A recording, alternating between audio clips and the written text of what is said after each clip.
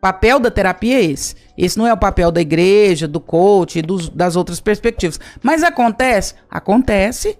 Tem gente que vai pro encontro lá de não sei o que lá e toma consciência de um monte de coisa e muda. Às vezes eu entendi. Tipo assim, às vezes eu trocando uma ideia com uma amiga ou com um amigo, ele fala, não, essa ciência, eu falo, caramba, é isso que eu não faço, né? Tipo assim, isso. Mas a terapia seria o melhor caminho, né? O remédio mais eficiente.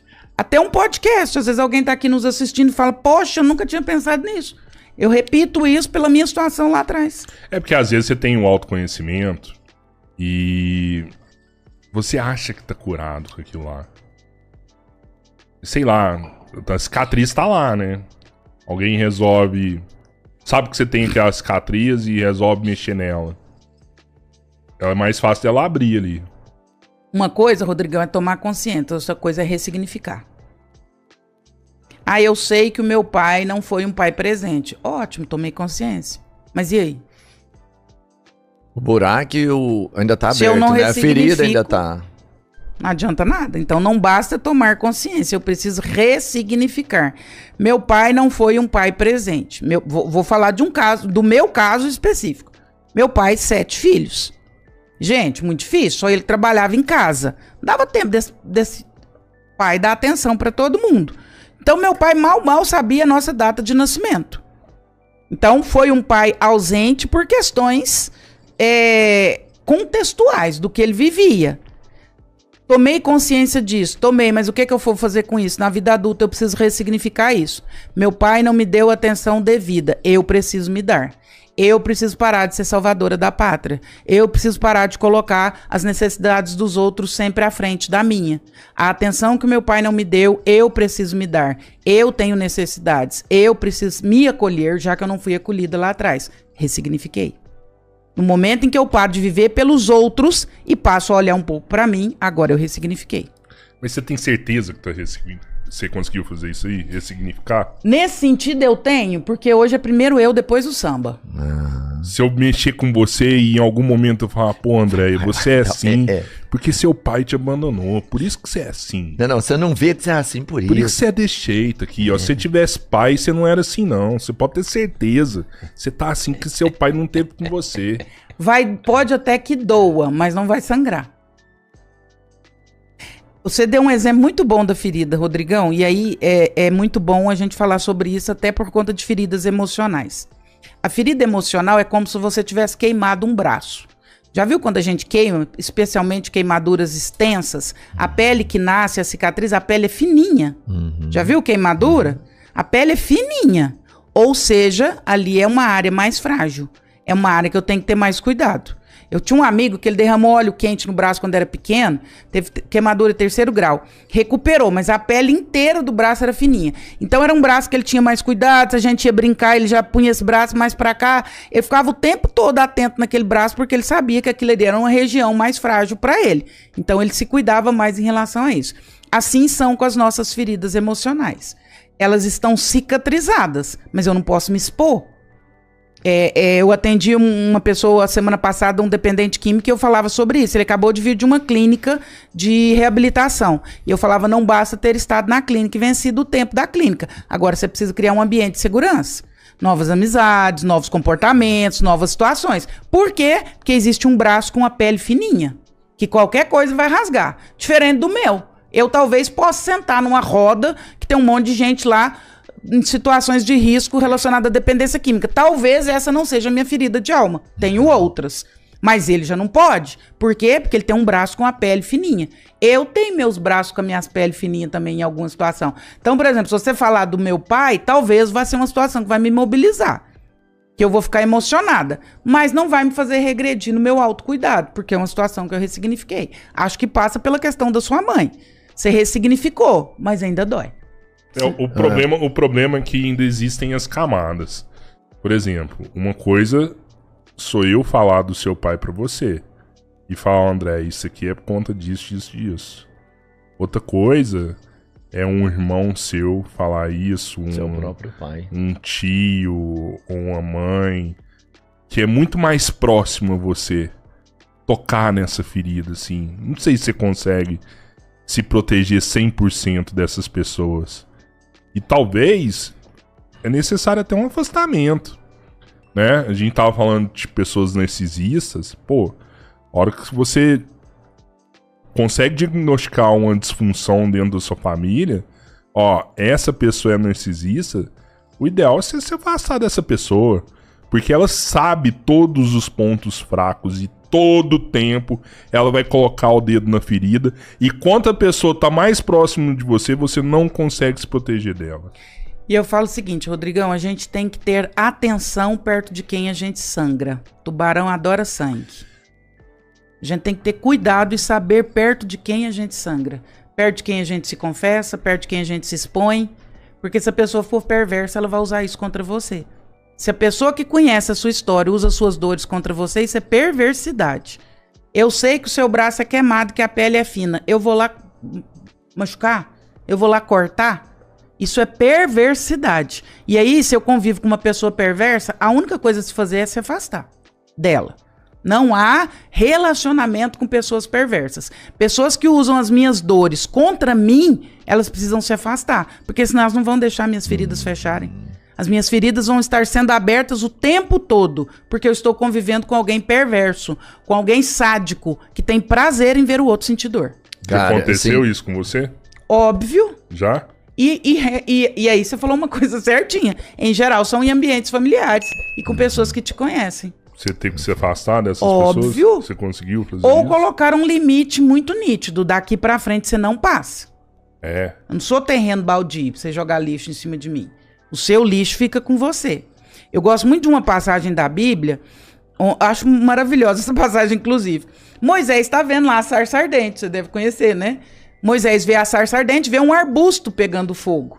E ele entende que é a presença de Deus e Deus está ali. Deus fala com ele pelo arbusto. Moisés vai alegrinho e vai se aproximando do arbusto. Deus fala com ele de dentro do arbusto. Tire as sandálias dos seus pés, porque o lugar que você pisa é santo. Se a gente olhar para essa metáfora, é como se Deus estivesse dizendo assim, não venha com a sua sujeira para dentro de mim, não. A sua sujeira é sua. As suas sandálias têm a ver com o seu conteúdo. Nós deveríamos fazer isso com todas as pessoas que se aproximam de nós. Tire as suas sandálias dos seus pés, porque o meu território é santo. Você não vai trazer a sua sujeira para dentro de mim. Você não vai trazer o seu preconceito, você não vai trazer o seu ciúme, você não vai trazer as suas dores, você não vai trazer o seu recalque, você não vai trazer a sua perversão. Você é perverso, você não vai arrastar isso para dentro de mim. Isso é autoproteção. É. Isso é você tá curado. A partir do momento que você consegue fazer isso, aí sim você tá curado. Limite. A partir do momento as pessoas têm que aprender a fazer isso. Isso é a cura. Não. Aqui não. Exatamente. Colocar limite nas pessoas. Os meus irmãos tinham mania de fazer uma brincadeira muito infeliz. Eu sou a 7ª filha. E quando eu nasci, a minha mãe quase morreu. Então minha mãe ficou muito tempo no hospital depois que eu nasci. Ela teve um choque anafilático, enfim. E aí os meus irmãos, por inocência, por perversidade, sei lá pelo quê, brincavam e eu cresci ouvindo eles falando. Ih, essa menina foi achada no lixo. Essa menina não é filha dos nossos pais, não. Essa menina foi achada na lata do lixo. Até o dia que eu fiz terapia e falei pra eles, a partir de agora, vocês não vão falar mais isso. Porque se vocês falarem, eu paro de vir no almoço de família.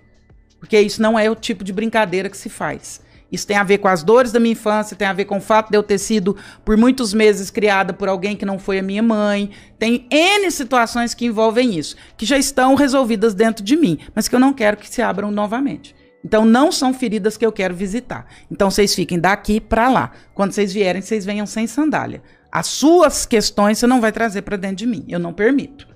A gente precisa fazer isso com as pessoas. Senão, Rodrigão, a gente vira uma lixeira dos outros. A pessoa tem preconceito. Ela traz com isso, não? Ué. Começa a ser normal você ser surrado e, enfim, cuspido e aceitar isso. E você falou outra palavra muito inteligente. A gente se acostuma. Uma vez uma paciente estava fazendo uma narrativa de uma situação muito triste. Aliás, não é só uma paciente, eu vejo gente fazendo isso o tempo todo. Contando e rindo. Porque meu marido, numa festa, falou que eu sou muito não sei o que lá, que eu tô muito gorda, e todo mundo riu. Aí eu falei, ai, benzinho, não sei o que. E contando. Mas isso a gente ouve essa narrativa... Que doideira. No dia a dia você ouve essa narrativa de pessoas contando coisas. Quando ela acabou a narrativa, eu falei, por que você tá contando uma história tão triste rindo? Ixi. Ela falou, eu ri, doutora? Eu falei, o tempo todo. E isso me diz do quanto você normatizou as pessoas abusarem de você. Isso me diz da normatização do abuso. Faça um trato com você. Eu nunca mais vou contar coisas tristes ao meu respeito rindo. Porque isso não é de rir. Mas a risada não é também uma fuga, talvez, da dor? Mas é uma fuga ruim, hein? É uma fuga ruim porque eu começo a gerar uma sensação, inclusive para o meu cérebro, de que aquilo não foi uma situação tão triste assim. Um falso prazer, talvez. A risada ela é muito simbólica. Porque de duas, ou eu tô rindo de nervoso, Sim. ou eu tô rindo porque eu não tô entrando em contato com a gravidade dessa situação. E eu ouso dizer que a maioria das vezes é isso. A pessoa não entrou em contato com a gravidade da situação. E aí quando você traz a pessoa... E essa fala minha, em psicanálise a gente fala corte, esse corte fez com que ela tomasse um susto e falasse, nossa, realmente, eu contei rindo, falei rindo. E você acha que essa situação é engraçada? Não, não é, doutor, é muito triste. Falei, pois é. Então comece a olhar para isso como sendo triste, como sendo abuso. Realmente, né, eu não tinha percebido que era um abuso. Falei, é um abuso. E várias narrativas suas que você me trazem são narrativas de abuso. E talvez você tenha normalizado o abuso. Cara, eu só vou pedir a galera que tá aí pra compartilhar. A gente já tá com quase 1000 pessoas, não é, Cabeleira? É isso aí. Na live aí. Então, compartilha, dá o like. Se você ajudar a gente aí, se você der um like, o YouTube vai entender esse algoritmo, vai dar pra mais pessoas. Vamos trazer Cada like o YouTube entrega de 5 a 10 pessoas. Olha aí, cara. Olha então só. vai ser maravilhoso. Cada um der um monte de like aí. E o a Pedrão gente vai falou trazer que a aqui. live só tá com 300 likes até agora. Caramba, Tem mano. 1000 então, pessoas e só 300 tem um monte de likes. gente aí que não tá fazendo o dever de casa. Tá Vamos gostando? Dá o compartilhar like aí, não isso. custa nada, pô. Pô, Ajuda muito. Tanto de aprendizado, tanto de situação que a gente vive diariamente aqui, e a André traz isso pra gente de uma forma tão, assim, fácil de entender, tão perceptível, que é o que a gente falou no começo. Muitas das vezes a gente tem um sofrimento e não enxerga que a gente tá sofrendo, não enxerga que a gente tá doente, não enxerga o porquê da nossa tristeza, da nossa falta talvez de vivência, umas situações assim, que estão comendo a gente toda hora, uma perninha, um braço machucado, você não sabe esconder. Então é muito importante essa conversa, ajuda a gente aí, vamos bater os 10 mil. Quero Bora. aproveitar aí e mandar um abraço pra galera do Spotify. Ô, cara, deixa eu só falar aqui, aí, se você puder ajudar, se inscreve no canal também, dá like, compartilha, e de forma direta, se você for membro, você vai estar contribuindo para o que a gente faz aqui todo dia. A Carol, que é membro também aqui do nosso canal, mandou te dar um beijo. Mandou um beijo pra Andréia. Outro e pra o ela. Pedrão Outro também. pra Carol. Então a Carol tá aí, tá dado o Obrigado. recado, Carol. Beijo, Carol. E, inclusive, muita gente perguntando, pô, como é que eu participo da live? Quero mandar um superchat, como que eu faço? Manda o superchat pra gente, tem uma pastinha aí com o cifrão. A gente vai ler o superchat no decorrer da conversa, vai ler o superchat até o final do episódio. Então, se você tem alguma pergunta pra doutora Andréia, pode mandar o superchat que a gente vai fazer ela no final. Ô, Andréia, como que a gente faz pra identificar